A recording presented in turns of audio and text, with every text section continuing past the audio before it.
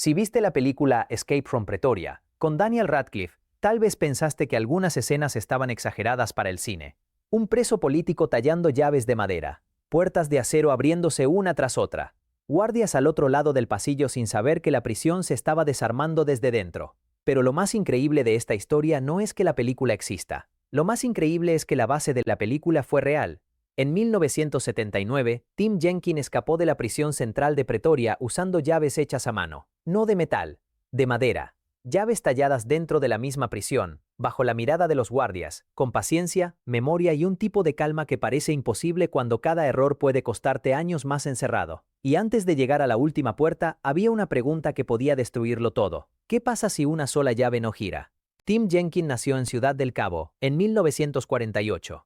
Era blanco, de clase media, educado dentro de una Sudáfrica donde el apartheid separaba vidas, barrios, escuelas, trabajos y derechos. El sistema le ofrecía privilegio, silencio y comodidad, pero Jenkins terminó viendo ese privilegio como una cárcel moral. Se unió al Congreso Nacional Africano, el movimiento vinculado a Nelson Mandela y a la lucha contra el apartheid. Su trabajo no era cinematográfico. No llevaba armas ni hacía grandes discursos en plazas públicas. Hacía algo más pequeño, pero igual de peligroso para el régimen. Distribuía panfletos clandestinos. En una dictadura racial, una hoja de papel podía ser tratada como una amenaza. Una frase contra el gobierno podía convertirse en prueba de terrorismo. Jenkins y Stephen Lee repartían mensajes prohibidos, activaban dispositivos que lanzaban panfletos y usaban métodos clandestinos para decirle a la gente que la resistencia seguía viva. En 1978 los atraparon.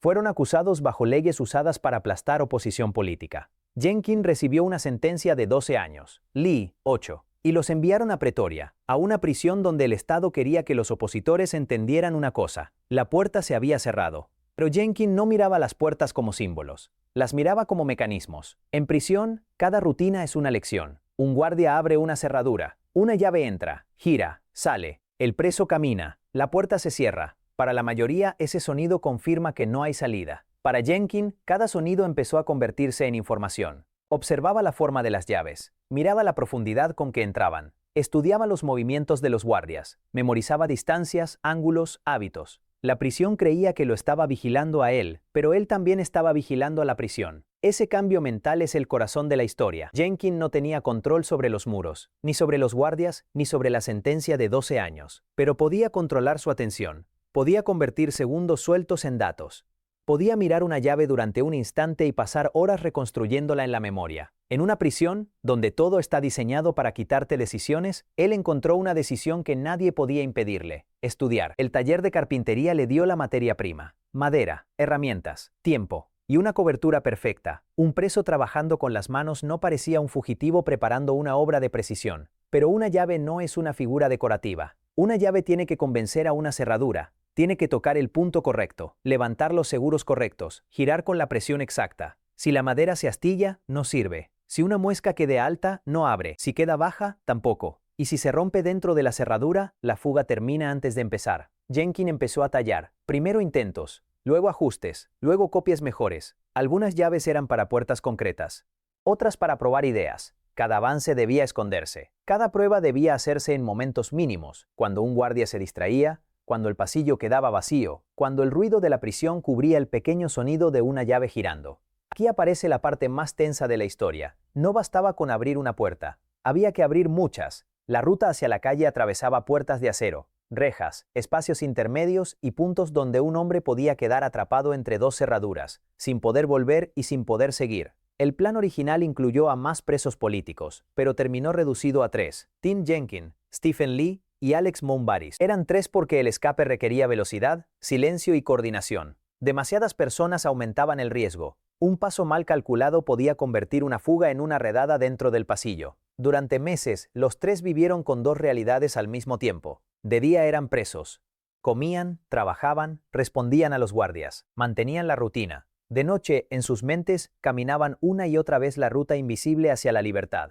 También sabían que su fuga no podía ser un impulso romántico. Tenían que pensar en ropa, dinero, transporte, contactos y fronteras. Tenían que imaginar qué harían si una puerta no abría, si un guardia aparecía, si uno de ellos entraba en pánico. La parte física era difícil, pero la parte psicológica era peor. Vivir durante meses con la salida en la cabeza y no delatarla con los ojos. La fecha llegó en diciembre de 1979. Esa noche no hubo explosión, no hubo túnel, no hubo helicóptero. Solo 3 hombres moviéndose con cuidado y un conjunto de llaves de madera escondidas como si fueran piezas sin valor. La primera puerta era más que una puerta, era una prueba. Si esa llave fallaba, todo terminaba ahí. Jenkins introdujo la madera en la cerradura. Giró, la puerta abrió. Ese sonido debió sentirse irreal. Porque una prisión entera puede sostenerse psicológicamente sobre una idea simple. Los presos no tienen llaves. Y esa noche, Tim Jenkins sí las tenía. Puerta tras puerta avanzaron. Algunas abrieron con tensión. Algunas exigieron movimientos precisos. Hubo momentos de espera, momentos en que cualquier ruido podía parecer una alarma. La madera, frágil y silenciosa, estaba derrotando al acero. Pero el camino no fue limpio. En una fuga real, siempre aparece algo que no estaba en el ensayo mental. Una puerta puede no comportarse igual. Un guardia puede moverse antes de tiempo. Un pasillo puede sonar más fuerte de lo esperado. Los hombres debían controlar el miedo porque el miedo acelera la respiración, endurece las manos y vuelve torpe cualquier gesto. La prisión no se derrumbó alrededor de ellos. Nadie gritó. Nadie los persiguió por escaleras iluminadas. Esa es quizá la parte más elegante del escape. La prisión siguió funcionando, sin saber que 3 hombres estaban atravesando su estructura con llaves que no deberían existir. Llegaron a la última puerta. La calle estaba del otro lado. La última llave giró. Y salieron. Durante unos segundos, la libertad no debió parecer libertad, debió parecer peligro. Porque escapar de la prisión era solo la primera mitad. La segunda era escapar del país.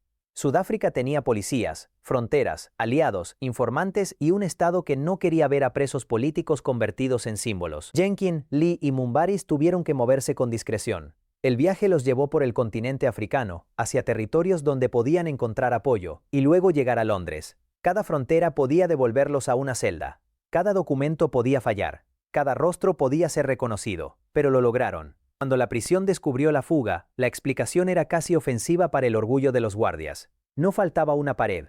No había un túnel. No había una cuerda colgando de una ventana. La ruta había estado delante de ellos todo el tiempo.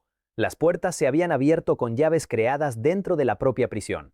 Esa es la razón por la que esta historia sigue funcionando décadas después. No es solo una fuga, es una inversión completa de poder. El régimen había encerrado a Jenkins para borrar su voz, para reducirlo a un número, para demostrar que el Estado podía controlar cada movimiento. Pero él convirtió el lugar de castigo en un taller de salida. Años después, Jenkins escribió su historia.